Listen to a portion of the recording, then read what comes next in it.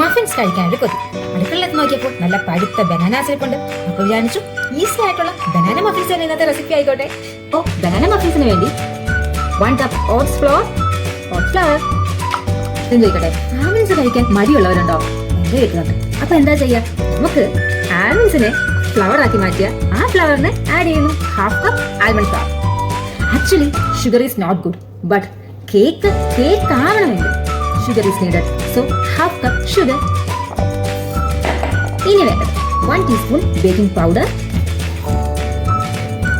തേന് ഒരു 1/2 teaspoon salt, 1 tablespoon cinnamon powder. പരിപാടി grab a whisk and whisk it up. This well.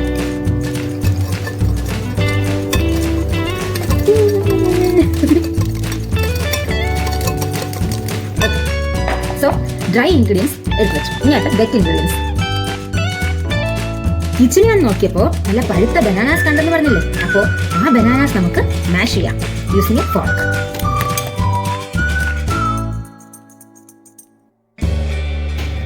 ഇനി വേണ്ടത് കുറച്ച് melted butter, 2 eggs,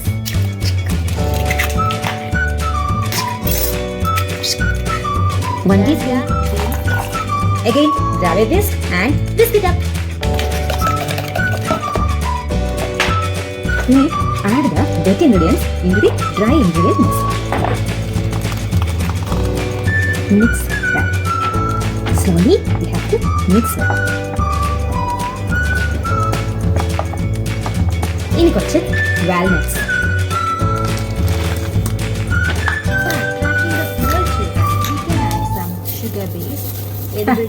So colorful now.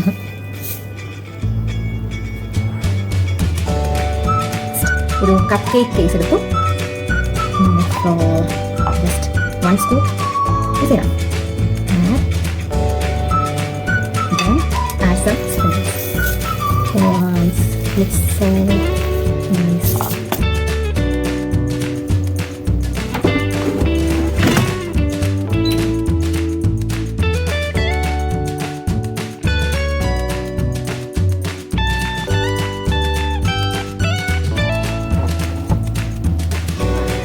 Oh, piping hot.